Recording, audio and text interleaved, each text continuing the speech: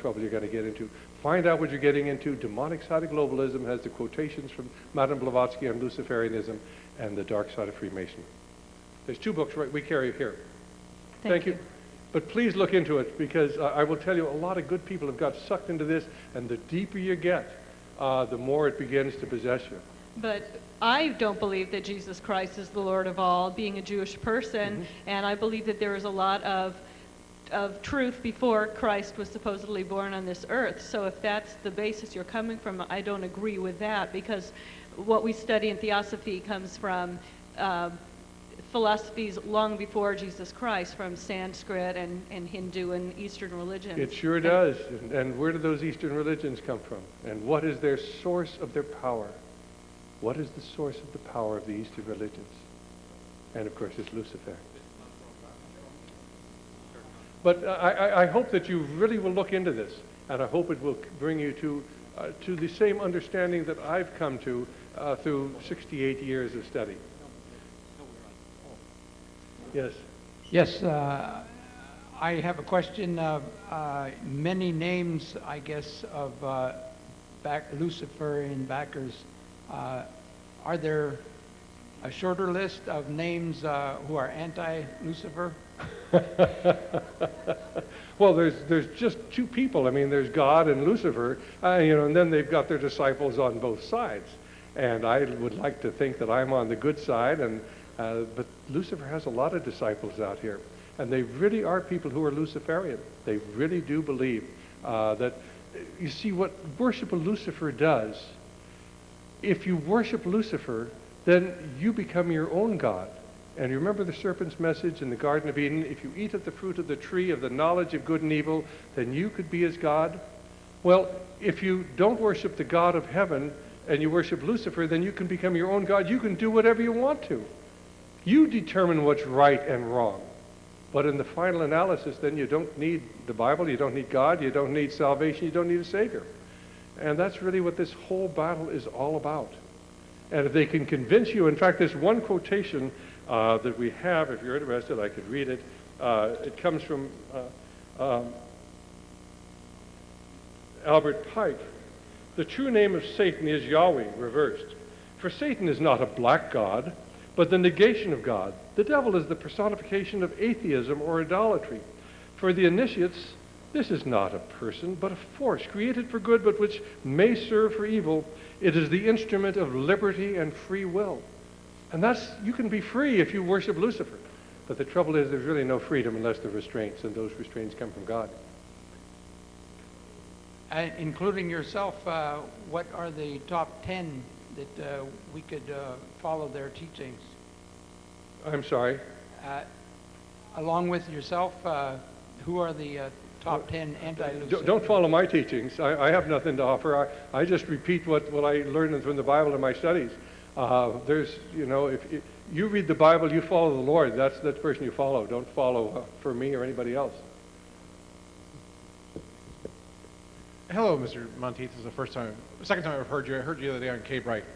My question is this. You just stated, if I heard you correctly, that Yahweh reversed is Satan? That's what Albert Pike said. That's what Albert Pike said, Right. Okay. I quoted that from Morals and Dogma. If you want the exact page, I can give it for you. Yeah, no, I'm just curious because I've been following Zechariah Sitchin's work. You good? Who's? Zechariah Sitchin. Mm-hmm. You probably haven't heard of him. He's been researching the ancient texts of the Sumerians and so forth. But the name is very pronounced the same way, Yahweh, or Yahweh. Mm-hmm. Or exactly. I was just curious when I heard that. I'm just telling you what Pike says. Okay. And what he's saying is, if you really want to be free, then you worship the devil. That's where you get liberty. And that's why people worship Satan, because now they can become gods. They can create a perfect society without God. They can create a new world order. And that's what they're all about. They are going to create one new world utopian order without God. Okay. My other question is this. Do you think the Masons are following similar traditions of the Egyptians? Yes. This all goes back, the Masonry goes back to Gnosticism. It goes back to the Kabbalah. It goes back to the mystery religions. And have you ever read Albert Pike, Morals and Dogma? No, sir, I have Most not. fascinating book. You can usually find it in used bookstores. It's been actively suppressed. Every Mason is supposed to turn it back into the lodge, but often when they die, why they, they just give it to a used bookstore. And you can find a copy, or you can come up to my library and spend a couple of weeks reading it. But he will explain to you this all has to do with the mysteries, and that's what the significance of the symbol is on the back of the dollar bill. We as a nation have gone over to the dark side. Now you have to understand that from the very inception of America, there have been two forces at work. One was the Masonic occult mystery religion, and the other was the Christian. And the Christian predominated really up until the time of Roosevelt, and then of course in 1935 under the urging of Henry Wallace, the Secretary of Agriculture, why they put that symbol on the back of our dollar bill, and we've been going down ever since then, as the occult influences have simply overwhelmed the Christian influences in this country. And it's about time the Christians stood up, because there are a lot more of us than there are of them. Yeah, And we've got right, and we've got God on our side, but we don't call on him, and are we really worthy of his intervention?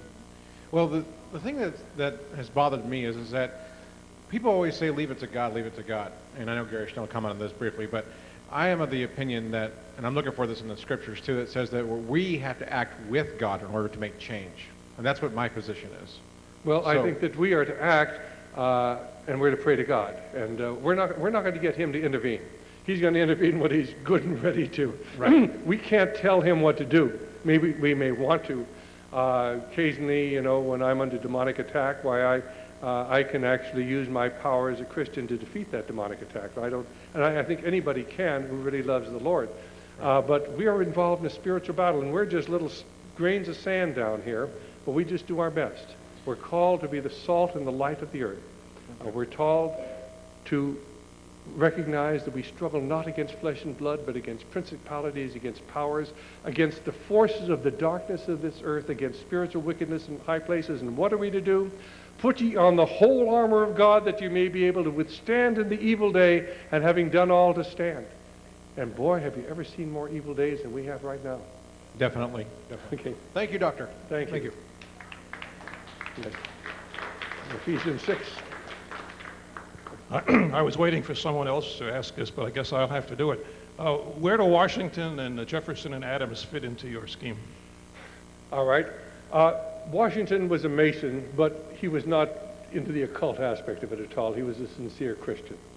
And You mean as he began to, he attended some Masonic meetings early on, but he wasn't a regular attendee, and I don't think he ever recognized the occult influence. He certainly wrote letters condemning the influence of the Illuminati, which was trying to get into America in the 1790s.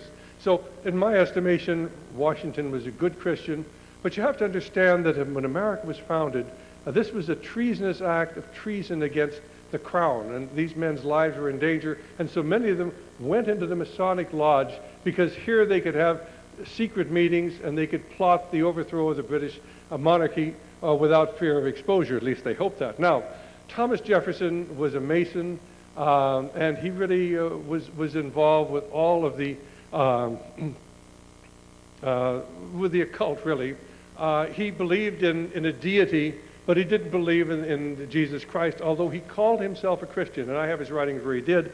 He did not believe that Christ was God, nor in the supernatural. If you ever read the Jefferson Bible, you see what he really believed.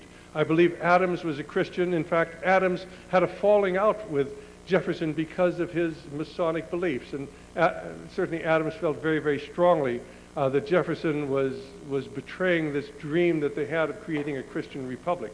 So you see this conflict. Certainly Benjamin Franklin was strongly involved with the occult, as was Thomas Paine. And we could talk about the secret Georgia Guidestones, which I mentioned last time I was here, in Elberton, Georgia, this occult monument back in Georgia, which is really dedicated to Thomas Paine. If you read the background in the books we've uncovered since then, Thomas Paine was brought to America by Benjamin Franklin. Thomas Paine then was a professional revolutionary who went to France to create the revolution there. In fact, the whole world revolutionary movement has its foundation in the occult. America was the only nation that had a revolution where we had a strong Protestant ethic And America then created a free society. In France, they had the revolution, and they went right back into dictatorship. The same thing happened in all the countries of Europe.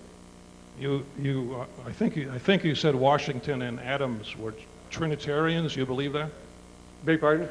You believe Washington and Adams were Trinitarians? No, I don't think so. I think Adams was Okay. probably a Unitarian, Thank but I you. think that he believed in the I think that he believed in the divinity of Christ, and I believe that George Washington did. But they may not very well have been the Trinitarian beliefs of today. I'll try one more and sit down. You think then that you can rally the United States of America by disowning Washington, Adams, Jefferson, Paine, and those people? Well, I don't think that we can rally them behind Jefferson, because I think Jefferson was involved in the occult. And I think what we have to recognize is these two parallel tracks I talked of. And we have to be objective, and we have to be informed, and we have to talk about the occult and Masonic influence that has been here since the inception of America. Some people will Thank tell you you. America is a Masonic republic. It's not. But it is, there has always been this Masonic influence. And if you go back and you look at the streets of Washington, D.C., you'll see that they are laid out in Masonic symbology. And every one of the buildings back there has a Masonic plaque on it. The Masons are here, and they're working like termites. Only the foundations of our republic now are fairly well eroded. Do you know anything about James Clerk Maxwell, No, I don't. the unified field theory, No.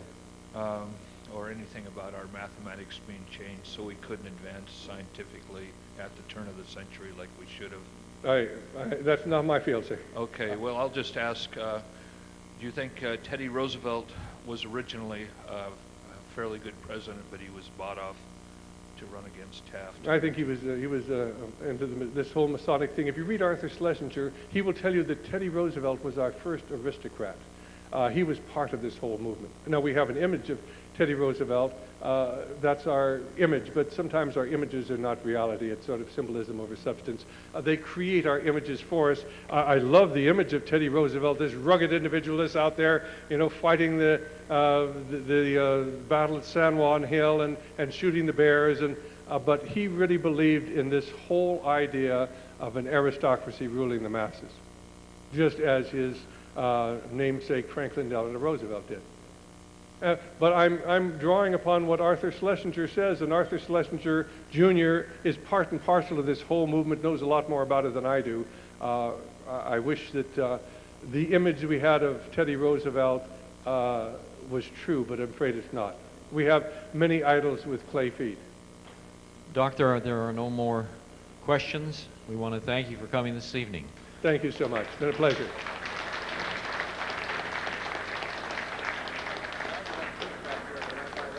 Your pages.